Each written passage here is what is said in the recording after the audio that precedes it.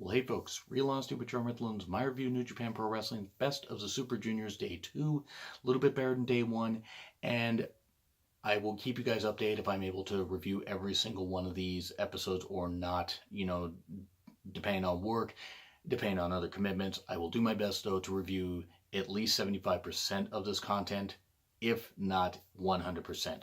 It'll just depend on work. But anyway, let's get cracking on with this. Apparently, according to Kevin Kelly, though, before I get started on the review, Kitamura is still out with a concussion and neurological issues. Hopefully, the young man is going to be okay. Hopefully, he can get back in the ring when he's 100%. Concussions are no damn joke. The guys seem to be developing pretty damn well, so hopefully he can get back. He can get back up to 100% and in the ring soon. Otherwise, health is top priority, of course, with him and every wrestler, not just in New Japan, but every single other wrestling company. And yeah, it's not ballet, so if it's time, if he can't wrestle anymore, okay, but good thing he's at least on the road to recovery. And Ren Narita apparently suffered an injury. I think it might have something to do with his nose, because he did have a bloody nose last night. So hopefully he's not going to be out too damn long.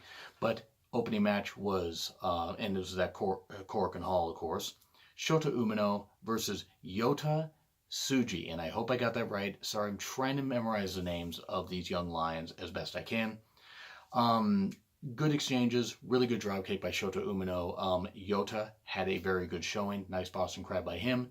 Boston Crab, though, and a great Boston Crab, and then a dropkick, and then another Boston Crab by Umino. Got the win for him. Good opening match between these young lions. And then we had another young lion teaming up with a couple veterans. Oka, who's going to be a great heel, by the way. Maybe by 2020. He's probably about a year and a half away.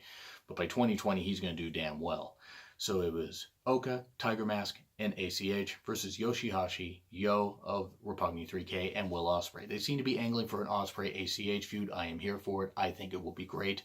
I know ACH wrestles for Ring of Honor, correct me if I'm wrong, and he had a great t-shirt, Fuck Racism, Watch Wrestling. I need to get that t-shirt. I might get two, just because I might get one to my best friend. It's such a great shirt and such a great message, especially the Fuck Racism part. But watch wrestling, enjoy it.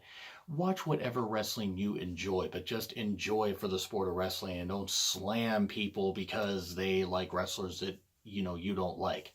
I'm trying not to do that as much as possible, whether I like people that others like, or people like others that I don't like, vice versa. I try to respect them as long as they're not trolls and whatever. So let's all be cool wrestling fans and not pretend to be more than we are, not pretend to be journalists or reporters like some do. Let's just be wrestling fans and enjoy it and everything, and fuck the whole racism trend, because it's trash. It's trash to be racist. Trust me, I used to be racist. I did a video about that a while ago. You can check that out. It's changing for the better. Anyway, the Ospreay-ACH feud will be a lot of fun. Will was a little more heelish in this, and I'm here for that, because even though he can sell his neck and gain sympathy, him versus ACH, I think ACH playing the babyface was a smarter move. At least that's how I took it. I don't know. Maybe it's just me. Let me know in the comments what you guys thought. But it was good stuff. And then Oka tapped out to Yoshihashi, as you would expect, because anytime a young lion's involved on one side of a six-man tag or a tag match, they're going to take the fall. But it's all about learning experience. Good match though. Good showcasing of these guys, and Oka continues to improve. Then Honora and Flip Gordon versus Minoru Suzuki and Kanemaru. It was outside before the bell had even started. And chairs for days by Suzuki. Massive chair usage. Suzuki cares not for you mere mortals. He will swing chairs and you will like it, or you'll get knocked out, one or the other. Honora versus Suzuki, I think, could be a very good feud. If they have that at Dominion, okay. I don't know if they're going to go for a singles match. I have not seen the full Dominion card, and I don't think they've announced all of it yet. But what they have announced is certainly a tremendous match, especially that Okada Omega 2 out of 3 falls, no time limit match, Jericho Naito, and a couple others. It's just going to be great. But anyway, if they have Honora versus Suzuki, I'd be for it. Or they might have it as a G1 Climax special. One of the two. But Honora will have a good showing. Honora did actually have a good showing in a tag match on day 1. And had a good showing here. Hits a really, really good spear. Roman Reigns, that's how you hit a goddamn spear. Yeah, there's my one little dig. Even though I watch WWE also, there's my one little dig at WWE per show. But if I enjoy New Japan and WWE for different reasons, and whatever wrestling companies you guys enjoy, that's tremendous. But Kanemaru and Flip Gordon, it was a nice little side feud and everything. But this was more about Honora and Suzuki pinned Honora, duh. And then Suzuki went backstage and probably threw a second at a wall and then walked off. You gonna tell him no? I mean, I'm not gonna tell him no. I want to live. And then Bushi and Sanada representing LIJ versus Ishimori and Owens. At first, it seemed like Ishimori was limping, and I don't know if he was just walking slowly and stuff like that, but it seemed like he was limping at first on the way to the ring. Maybe it's just me. Maybe he was just taking his time going to the ring. I don't know. It was good action. At one point, it's tried for like Sanada's lock that he does. Like Chase tried to do Sanada's Paradise lock, and it was hilarious because Chase is asking Milano Collection AT that's on Japanese commentary team how to do it, and he's showing him like this kind of stuff, grabbing his own leg, and it was just entertaining. I mean, Chase not quite understanding, and Chase getting locked in the Paradise lock. That's comedy done right. And Sanada, of course, great. Owens eats a lot of losses, but Owens is still pretty damn over and developing and seems to be doing pretty well. It was a skull end on Owens for the win. Ishimori, I think, is going to be the one that ultimately takes this whole thing. Takes the Best of Super Juniors title, wins it and then gets the challenge. And shout out, by the way, to everybody that has pointed out that the winner of the Best of Super Juniors gets to challenge the IWGP Junior Heavyweight Champion. Yes, I failed to mention that in my day one review because I was super tired. Still super tired now. But anyway, thank you guys for mentioning that to me. It was a fun match. Sanada, just great. Sanada with the good hair. Sanada and Takahashi have the best hair in New Japan, clearly. I don't know, maybe Naito's a close third, but good stuff. And Hiromu, rather, would be fourth. Great hair in Japan, by the way. So, good stuff, and LIJ gets the victory here. And Ishimori looks good without taking a loss, because it was either Owens or Bushi that were going to take the loss here, because I didn't think they were going to have Sanada have the pin. But anyway, or, eat the pin or eat the submission. So, then we move on to the first of the B block matches, Dragon Lee versus Sho. This was great. Great stuff. The Roppongi 3K had a great showing here. Ow. That was a stupid joke. I apologize for that, but puns, all bad puns, are my specialty. He focused on Lee's elbow. At one point, I was like, the elbow's not meant to bend that way. I mean, it was obviously selling, because nothing broke and nothing shattered and maybe nothing got torn, but I was just watching, I'm like, ooh, they really can sell this whole thing and make it look good. And great dives, forearm exchanges. It was like they were just boom, bombing each other with forearms for like a minute almost. It was great stuff. Submissions on the arm submissions by both men.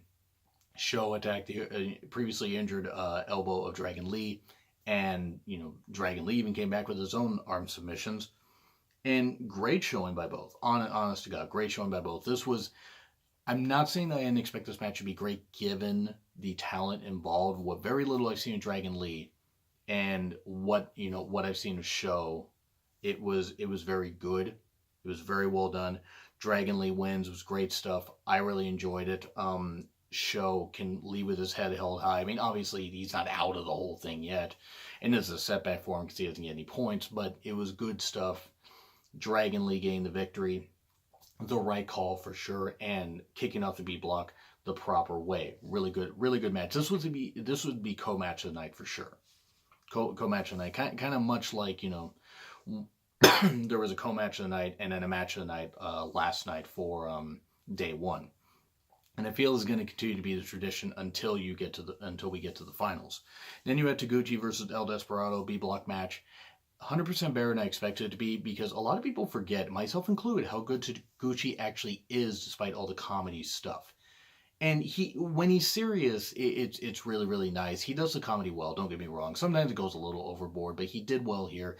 El Desperado was having none of it, and just, he took a chair at one point and put a chair between Taguchi's legs on the outside and then hit a chair right into his balls because I guess he was tired of the pervert being a pervert. But still, that was good stuff. Taguchi showed some heart with some impressive dives. It was a good reversal out of like a Gringo Killer, Gringo Crusher, whatever you want to call it. I'm sure it's called something else in Japan, but I remember Homicide and TNA, now Impact Wrestling, using it on AJ Styles and Christopher Daniels. I think he used it like at Bound for Glory 2006 when they were in that cage match, which was pretty good event now that I remember. But it was a roll-up for the win, and El Desperado got the win. Taguchi's not going to win this thing at all, and I don't know if he's going to rank much more than like about middle of the ground. Because according to Kevin Kelly, he's never finished below second in the rankings of any Best of Super Juniors, or at least he hasn't finished below second in a long time, and that's according to Kevin Kelly. So that's wrong. Forgive me. I'm just quoting that. But El Desperado getting the win was the right call. Even though he's not going to win because he's part of the IWGP Junior Heavyweight Tag Team Champions, he's still going to have a good showing. It's really a good showcase of all these Super Junior talents. And then we go to Kishida versus Chris Sabin. One, I want to say, as I said in my previous show, day one, that I'm really happy that Chris Sabin was able to come back from those 2 ACL injuries, practically back to back. He had one in 2011, came back in 2012 and got injured soon after, and then came back in 2013, if I remember right, and was able to wrestle. And it was great stuff. Sabin has been a tremendous talent, whether he was in Impact Wrestling, Ring of Honor, that kind of stuff. He's managed to slow down his style, have a little more submission base, but still hit some high spots, but take it a little easier. That's what's happened with a lot of these high flyers that don't have a little bit of a ground game. Like Ospreay. Ospreay is from now on called the Supernova, because the Supernova eventually burns out. And I hope that doesn't happen to Ospreay. But, enjoy it now because we don't know what's going to happen. I believe Don Callis at one point the day 1 or day 2 event that they did a couple weeks ago, where he compared Ospreay to a Supernova, and I just decided to kind of run with that because it's pretty accurate. But anyway, it was good stuff. Both guys have teamed with Alex Shelley in the past. Sabin a little more recently, I believe, because Sabin more on a worldwide stage. I know Kishida did team with Alex Shelley. I seen a little bit of that. And they both faced off in tag matches before, but I think if I remember right, I saw it. This is the first singles match that they've ever had, at least on any big stage. And it was equal parts fast-paced. It was crisp, good submissions ability displayed by both guys. Good series of dives, good series of spots, jumping off the ropes, but some good ground game. Both these guys knew each other tremendously well. Back and forth for a good portion. It really was hard to tell who was going to win. I thought Kishida was going to win this, but Sabin did. And that was the right call. I'm certainly not against it. Sabin winning was great. Good stuff. And Sabin gained some points in the Best of Super Juniors. And then we go to Hiromu Takahashi with the book of the Super Juniors that Daryl was looking through on his Twitter. Check out Hiromu's Twitter, by the way, if you haven't. I got sent that tweet, where Daryl's looking through all the things, and it's hilarious as fuck. And Daryl needs to come back from his vacation at some point, but it was Hiromu versus Marty Scurll. So the villainous ticking time bomb. I mean, if you really want to combine them both, they'll never team up, but whatever. It was a good match. Crowd was super into it, super into Scurll's entrance, super into Hiromu's entrance. And it was good. Scurll, of course, much more ground-based. Snapping the fingers, doing the submission work, hitting, the crossface or the chicken wing at one point, and actually gain it back on again towards the end of the match. Bad apron spot with the tombstone, the spiked tombstone. Stop with the apron spots, please, for the love of Christ. I mean, they're safe enough workers. I'm not saying that they're unsafe workers, but it was a little bit disturbing to see that. This probably is the match of the night. Probably this and forgive me, the Dragon Lee show match. Sorry, I lose a little track of the matches I talk about. This and the Dragon Lee show match are probably up for match of the night. And it's nothing against the other two. Don't get me wrong, but these ones stood out to me the most. And Hiromu is just tremendous. He makes it look so goddamn easy. He really, really does. I was really worried after that spot on the outside, not the apron spot, but that one, but a spot on the outside. And watch the match, and you'll see what I mean. But Hiromu landed badly. I was worried that he got hurt. But a triangle choke for the win after getting out of the crossface chicken wing led to a victory for Hiromu, knocking out the villain. And it was good stuff. It was a really enjoyable event.